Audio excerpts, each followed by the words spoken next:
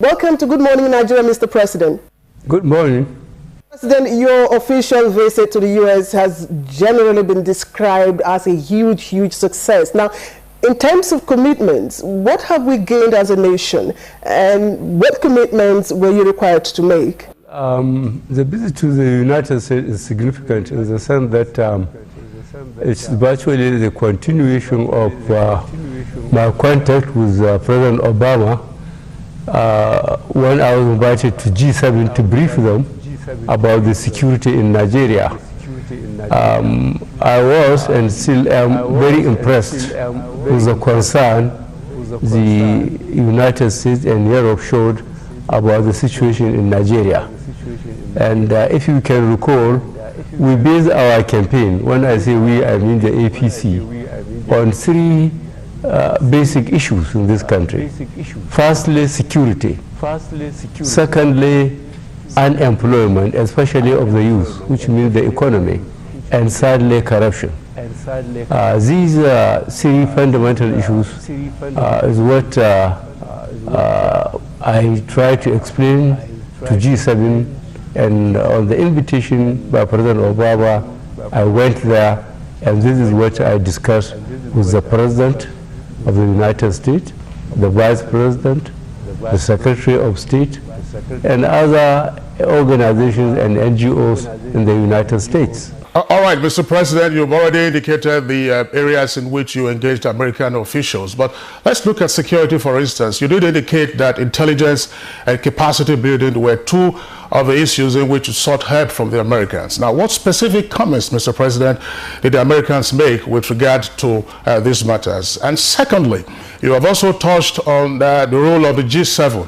Are the other international partners in the fight against Boko Haram still with us, following, of course, from what you have discussed with the American officials? If you can recall, there is a meeting of Lake Chad Basin Commission consisting of Cameroon, Chad, Nigeria, Niger, and Benin Republic. We decided to have a multinational joint task force. And then each country to dedicate a number of troops to be placed in different parts of the Lake Chad Basin Commission, and that should be done by the end of this month. There are logistic problems. We discussed the logistic problems. We discussed the problem of equipping the troops there. We discussed about intelligence gathering. We discussed about the air support. And you all very well know that Nigeria is the main battleground. For that reason, Nigeria has to bear the large costs of this operation. And I have a comprehensive report on what the Boko Haram was able to do when they occupied more than 10 local governments in Borno State, some local governments in Yobe and Adamawa states. The destruction they made on the infrastructure, especially schools, hospitals, roads, blown up bridges, blown up markets. So we have made a list of these and what it will cost to quickly rehabilitate it. Again, the IDPs, internally displaced persons, there are more than 1.5 million spread over mostly those three states of Borno, Yobe, Adamawa, but they are in Kaduna, they are here in Abuja. What it will take to rehabilitate them in terms of repairing of the towns that have been razed down to the ground, like Baga, like Bama, and other towns, and then getting the infrastructure, schools, hospitals, and then maybe getting the teachers that survived and equipping them. It's a very expensive and a long list, but is verifiable and quantifiable. One point that we also need to pursue has to do with equipment, to which you have also spoken. Nigeria, of course, faced some embarrassment some months ago when the country tried to shop for arms in supermarkets, as it were, going to South Africa, and our funds were withheld. I'm wondering, Mr. President, whether the Americans are now willing to sell some critical equipment to us. The Americans are willing to help us. They understand our problem. They sympathize with us. This, I think, you ought to know. From the time the Secretary of State was sent here before the election, he saw the former president. He saw chairman of INEC. He saw the then opposition.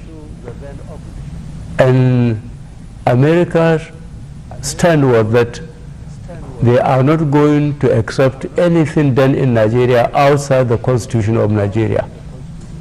And outside that means the Electoral Act.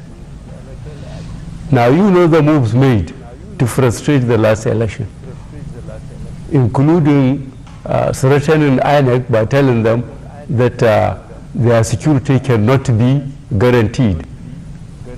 And they asked for at least 6 weeks extension of the time of the election.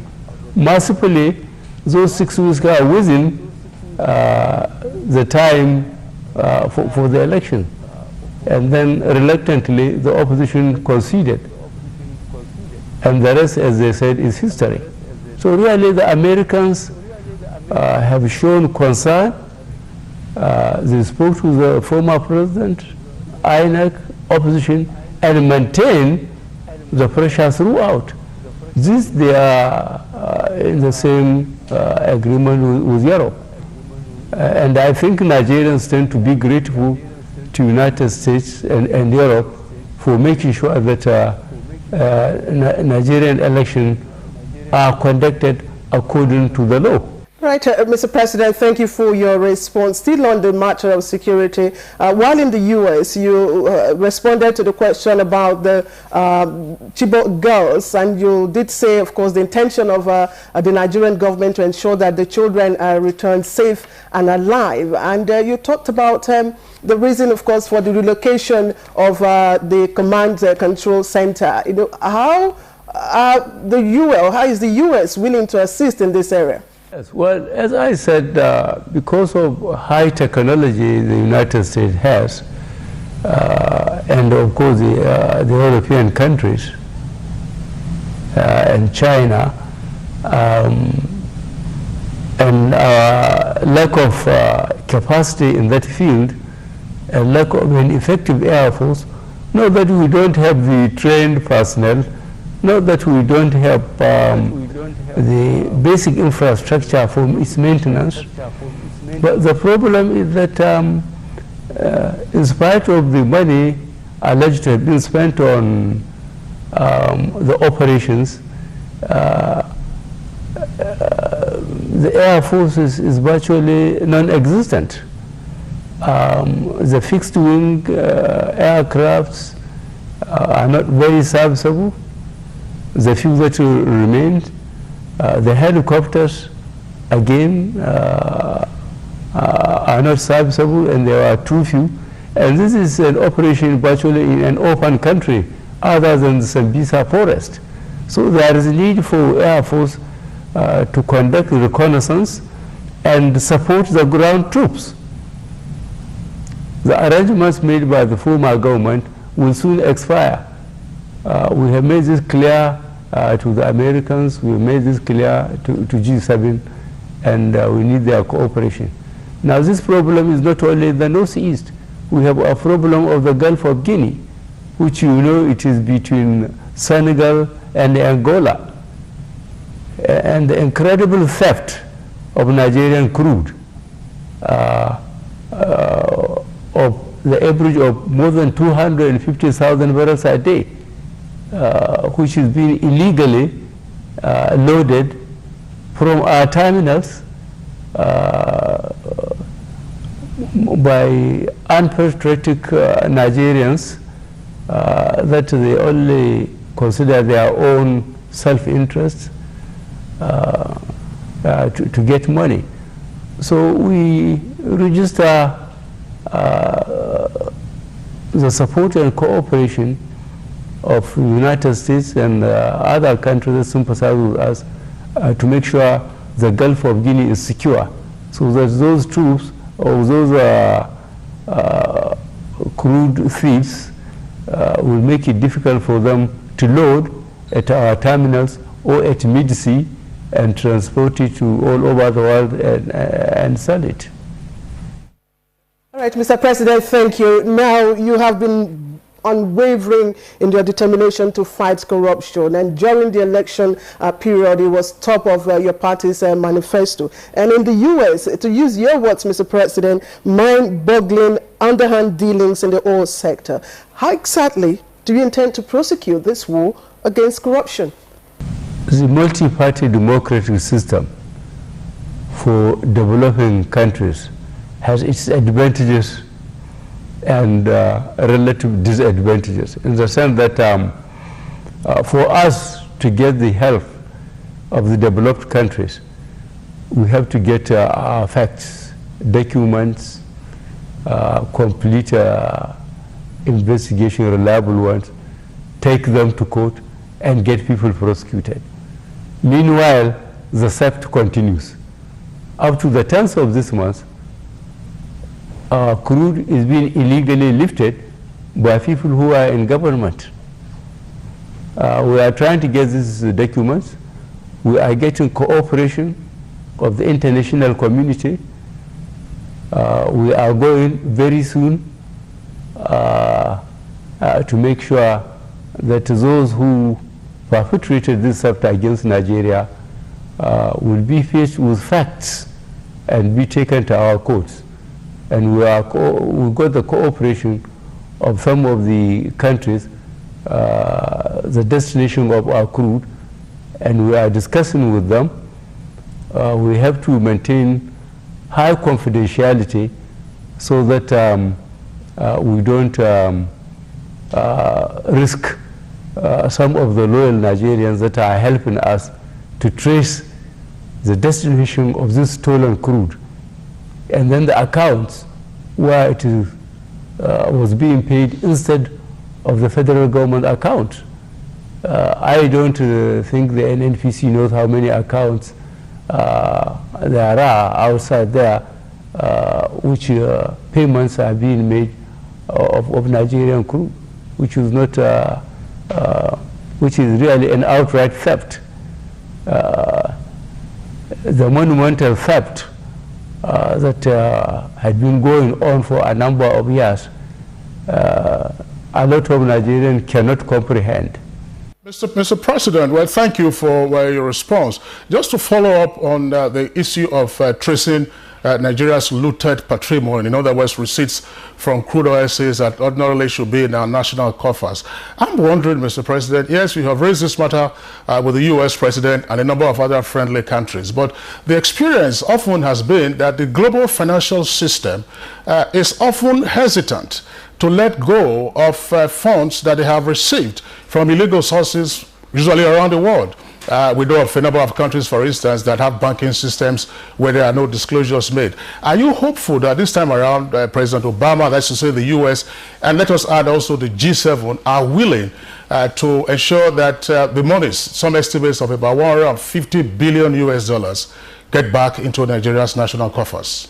Yes, I think I said they are willing, but I also told you that it has to comply with their own system, that we have to get the documents, especially the shipping documents, how they load here at our terminals, the destinations, and some of them change in the high seas, they change the crude and change the destinations. And then trace the accounts that the Lipton were paid instead of the federal government account. They are paid into individual accounts. So the cooperation we need is that once we got those shipping documents and we are lucky to trace them up to the countries where they sold the crude and in which account it goes, then we submit the evidence in terms of loading, in terms of the payments made in accounts other than the federal government account. Once we do that, they are very, very willing to make sure that those accounts are frozen and the money repatriated to Nigeria. It's not an easy process, but I assure you that we are working very hard. We cannot say we will wait until everything is intact before we let you know. Whatever we are able to get in the following months or a couple of months, then we will bring it out for Nigerians to know with the facts in our hands, and the prosecution started for those who perpetrated this unpatriotic action against Nigeria for so many years. Mr. President, I'm saying that we have read quite a number of stories in our dailies about how you intend to deal with the NNPC. We would like you to confirm if it is true that you plan to break up the organization. And secondly, the question about the recurring problem of fuel scarcity. How does Mr. President intend to deal with that situation? Well, firstly, I read the stories too, that I intend to break the NNPC. I think the best way to go about it is firstly to establish the fact of the magnitude of the inefficient way the NNPC conducted itself. When we do that, we'll be on a higher moral ground to do whatever recommendations I think some specialists will make to us. Secondly, your question about the problem of scarcity. Now, this is one of the major problems. As you all know, we used to have 4 refineries refining on daily basis an average of about 450,000 barrels a day. That infrastructure with more than 25 depots all over the country, from Maiduguri to Ilorin, from Gusau to Yola, to Makadi, to Port Harcourt, to Ibadan. All that infrastructure has virtually been vandalized. And Nigerians were forced to buy products as at world market, as if Nigeria hasn't invested in the industry. This is sheer corruption and inefficiency. And this destruction cannot be undone overnight. Firstly, we have to organize with our partners, those who have been prospecting and developing the petroleum sector for more than a generation. They have refineries all over the world. The swapping, which was turned into a major killing ground for corrupt officials, we can ask these people to lift the crude, work out how much they can bring back to us, and we pay for the transportation and for the refining. Part of it was some of the products that we don't need. There is no point to give some people licenses to go to world market and buy products and bring to Nigeria. And even the swapping is done in such a dishonest way that Nigeria was consistently losing on daily basis millions of dollars. I think the people who have been operating on the industry, a lot of them that took the decision, they display such a lack of conscience and patriotism. And only God knows the amount of damage meted on Nigeria. Well, let's move on now to another point that came up in the course of your recent visit to the United States. You were reported as saying, Mr. President, that Nigerians should not expect ministers anytime before September. That is this year. The question that arises is, what factors are uppermost in your mind when seeking to appoint persons into positions of public trust? Well, from what I saw so far, we need real patriotic Nigerians that can work very hard, knowledgeable, experienced, committed Nigerians to be in charge of ministries. A lot of the institutions of Nigeria, important institutions, and those that many of those institutions were compromised. Everybody was for himself and God for all of us. It's most unfortunate. We have the people. They are educated people, experienced people, but everybody seems to be working for himself. How much you could get as much and as soon as possible. We have to look for technocrats, and we have to look for politicians, and we have to look for certainly decent people in this class to give them the responsibility of being in charge of ministries and important parastatals. We'll try as much as possible to avoid appointing hostages. By this I mean people who have been in the system but compromise their personal and professional integrity. It's taken so much time because a number of knowledgeable people have been compromised. People who would have liked to depend on them to manage our economy, to manage our security. A lot of them have been compromised. So the worst thing I think you will have is to get a compromised person to be in charge of an institution. There's no way he could be efficient. There's no way he could be patriotic.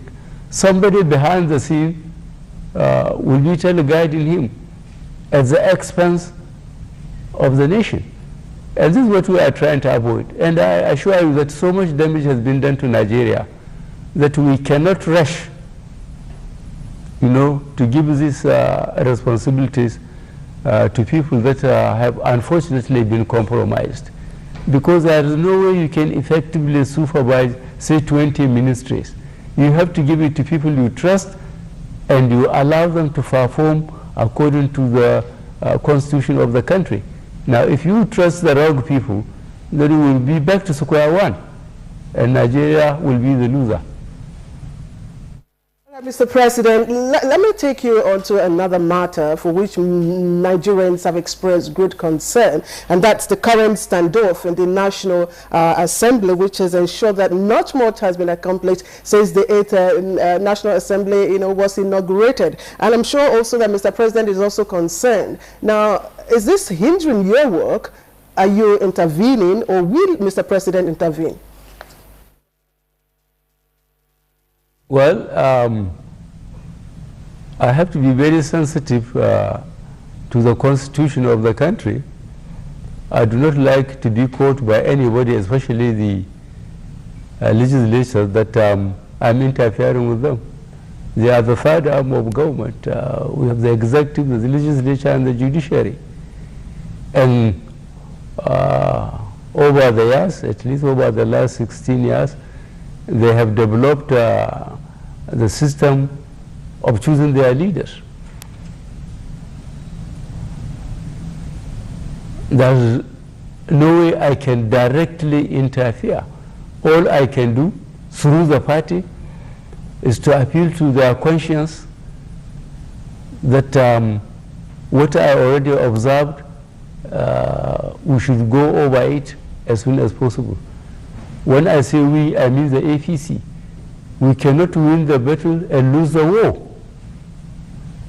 We must not allow individual personal ambition to succeed in dividing us and allowing PDP to deal with us piecemeal. And this is what the National Assembly has allowed so far, the Senate and the House. This is what they are trying to allow, the APC, the PDP, to take over the government again. This is extremely disturbing. I am very, very worried. How can the APC mobilize itself and cause 70% attrition in the National Assembly? 70% of the members did not come back, and just to present it to them on a platter of gold. The only thing I can do is to appeal to the conscience of APC members of the Senate and the House of Representatives. It took us time to get to where we are. I don't want personal ambition to scuttle our success and therefore fail to deliver on our promises to the nation. Yeah, well, Mr. President, again, we'd like to thank you for your response to that question. In 2 days' time, it will be exactly 2 months since you were sworn in as President, Commander-in-Chief of the Armed Forces, and about 30 years after you first left office in 1985. Now, how does the reality of your current office compare with your expectations? And in particular, what would you say has been the greatest challenge so far this past 2 months? The challenge, unfortunately, is what we foresaw in the APC and what we campaigned on. The 3 issues I referred earlier: the insecurity, the lack of employment, especially of youth. There is a reliable data that more than 60% of Nigerian population are youth. And most of them, whether they have been to school or not, are unemployed. This is a big keg of gunpowder the nation is sitting on. And the economy is virtually in tatters because of corruption and inefficiency. And of course, the vicious circle of insecurity, unemployment, and corruption has to be broken. Otherwise, they will break this country. So through this medium, I'm appealing to Nigerians at all levels to be very, very conscientious of the situation we are in. Let us put our hands together and save this country. We will have to fight corruption to survive as a nation, because we have to get the infrastructure led by power. But the first thing, you have to secure the country before you can efficiently manage it. Without security, nothing will work. And we are asking for the cooperation of Nigerians. None of the part of the country can elude itself by thinking that it can go on its own. It's not on. Nigeria has come to stay. Mr. President, we are mindful of your schedule, and so we would like to thank you immensely for starting your day and week with us on Good Morning Nigeria. Kingsley. Well, that's right, Claire. Mr. President, I also join my colleague Claire in thanking you for coming on the program, Good Morning Nigeria, with all hope that you have a great week and oblige us with your time sometime in the future. Thank you.